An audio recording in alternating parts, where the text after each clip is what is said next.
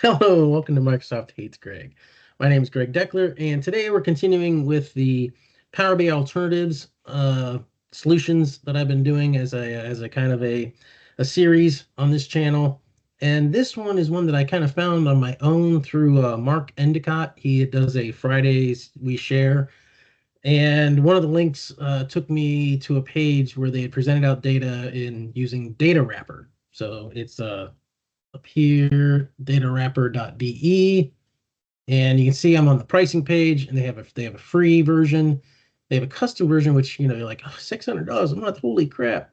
Um, this has a little bit different focus, and this is a platform where I initially came into with very high hopes, and then I was very disappointed. But I think there's some use cases for it, which I'll get into in a little bit. But the explanation for this 501, that there are 10 user seats included. So you're still saying, well, Greg, that's still $60 a month.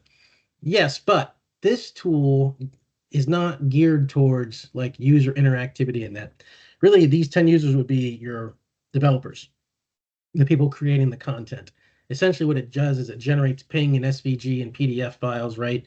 That you then can embed anywhere you want. Or it's really, as you can see, it's used by like New York Times, Thomson Reuters, Vox Media, The Times, like newspapers and stuff to generate uh, graphics, for print and that sort of thing. Is what it seems to be the use case for it. But you can embed it in anything. It's like a website. So again, I'll get into I think what are some of the potential use cases for it here in a little bit, but let's get into it.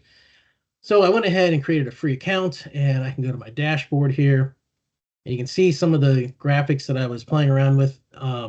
And let's go ahead and create new, and I'll just say a chart. So first you want to upload data, right? Copy and paste it. You can XLSX and CSV. The XLSX, come on, people, at least be a little modern here. But I have, I think it's under downloads, maybe. Avocados. Where's my avocados? All right. Maybe it is under. No. Oh, I know where it is. It's under seed data avocado prices. There we go. All right, let's see if this is behaving today. Okay, it seems to be behaving today. So one of the problems I immediately ran into this is that I tried to run it with this parking data. Maybe we'll go back and try it with the parking data. And it was dog slow. And it never actually loaded the data up. But they do have some sample data stuff, but we want to try to use our avocado data set. So let's go ahead and proceed. And that's the thing about this site. This site makes me nervous as hell using it. And I've been doing software and computers since I was like 12. Okay. And never been nervous. I'm not nervous around computers and software, but this site, it takes so long sometimes to do stuff. And you're just like, should I tap that thing again, tap that button again, or is it doing something? Because it has absolutely nothing that tells you like, no spinning thing or anything like that. So a lot of times you don't know if it's doing anything. Okay, so with that out of the way, so we have this date, and we can see we have this here. Some of the interesting things, so I can add a column. So I can click this add a column, and you can see it. I think it makes me so nervous using this site. It's like, should I click it again? I don't think I want to click it again. There, okay, it finally came up. So I can we'll call this thing year, month. And then we'll see how this thing behaves. Yeah, see, I clicked into this formula, but nothing happens, right? It's just this delay, right? Eventually something will happen. Yeah, see, it went there, it went. I didn't click again. I just clicked it that one time, people. This website, it's so nerve-wracking. So now you saw I had a year column, right? So the weird thing is if I type in year times 100 plus month date, and wow, it got through that whole formula. A lot of times it'll pause like it did, like halfway in the middle. Um, and then let's like it's calculating it there, because there it is. So, but the weird thing is like, and the year doesn't line up. Yep. Oh, that's the first time I've seen that. Not enough memory to open up to free up program. How much memory am I using here, people? Go to Task Manager. I'm at 70% memory. And my browser's only taking up 5 gigs of my memory. That's crazy. Let's try this again. I may have to re-record this video.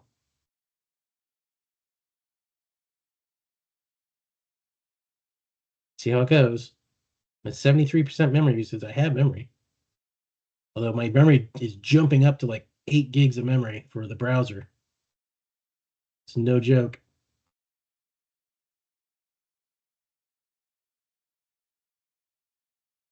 Okay. Where do we leave off? Okay, so there is my, obviously that is the year month. There we go. Year. So look at that. So I don't know what it's doing. And I think maybe this year it's recognized as a date. And then it's doing it like, oh, this is the number of seconds since 1970 or something like that. That I'm then multiplying by 100. But what I have to do instead is, I don't know how to get rid of that now. Oh, revert changes maybe? We'll see if that works. Again, I never know what to do with this. Maybe we're just gonna have to start over.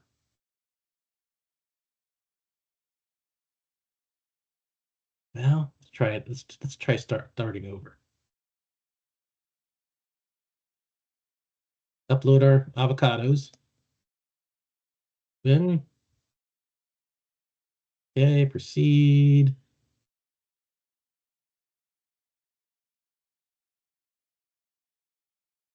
Okay.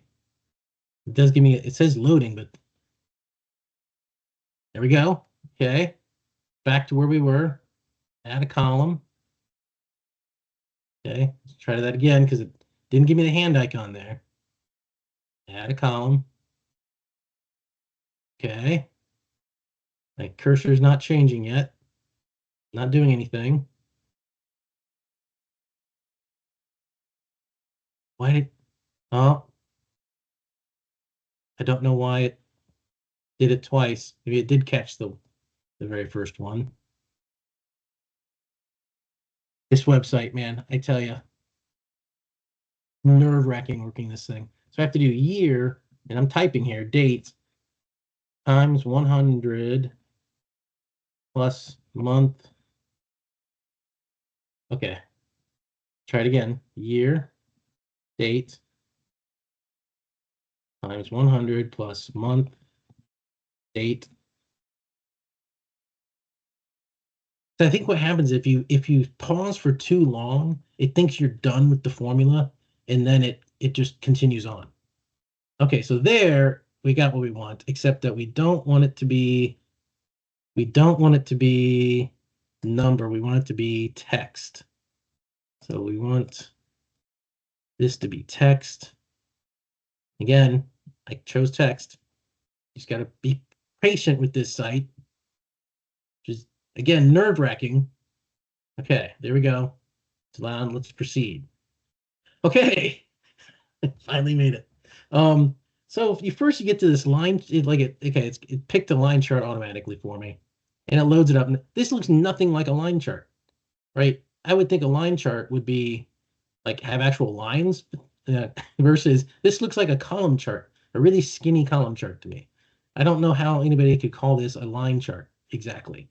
And it just, there's just no options for this thing. Like if I go to refine, like let's say I just want like small bags and large bags, and I want to see in them in a line chart, right? Go to refine. I don't really have that opportunity, right? So I can't, there's no like hide, like some of the visuals give you like this hide. You want to hide this stuff, but this one doesn't. It just takes all the information and like thinks you want to present all the information. It makes that assumption. It doesn't really give you much of a chance to do anything around it. It's like all the visuals work this way. It's really annoying.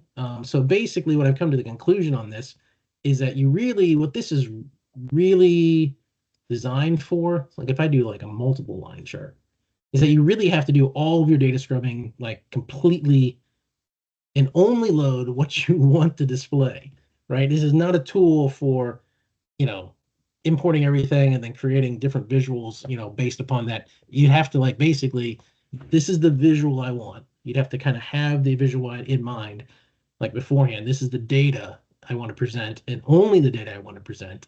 And then you can would only import that data. I think that's really what this thing is designed for. See that, like here you have, hey, I just want to see, I don't want to see that, I don't want to see that. Again, this website is so slow. Don't want to see that. I don't want to see that. Don't want to see that. Maybe it'll catch up here. Caught up. I'm scrolling right now. It's not scrolling. There it scrolled. Maybe I just want to see like, I don't even want to see total bags, small bags, large bags, extra large bags. Fine. But it's kind of hard to you can kind of compare them. It's kind of annoying. You can't set the scale for each one of them. I mean, so and I've tried this with a couple different things. Like, oh, that one's having a problem. Well, let's go back to chart type. So like when I chose, like, let's just say I want a simple like column chart. Maybe it'll eventually get there.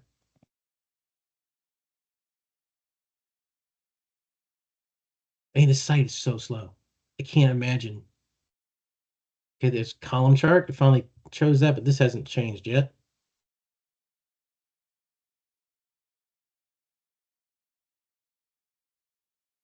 I don't know what it's doing.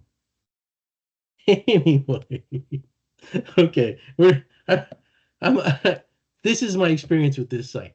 Okay, just in general, it's damn near unusable, and it makes me really nervous to work with it.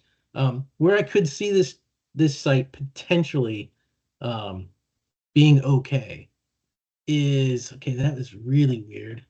That's not what I was expecting. Maybe it was stacked column charts.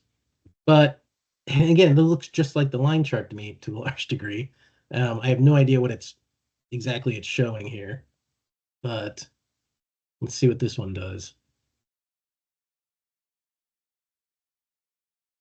Where I can see this potentially being useful. Yeah, this is like, how is this a stacked column chart? Right? Like this is a column chart, not a stacked column chart. And I don't know what it's doing with the dates over here. If I go to refine this, right, I've got no options like to be able to control this at all.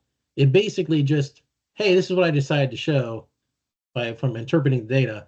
And it's probably not right, but meh, who cares, right? This site is maddening in this way. Where I could potentially see this being useful is, let's say, use Power BI Desktop because it's free, right? And you load up your Power BI Desktop, you build all your visuals in Power BI Desktop, and then you go to each visual and you would say, export the summarized data, right? Then you could take that summarized data, which would be very small, right? Maybe, not even 100 rows, or maybe just, maybe 60 rows or so, or even 10 rows.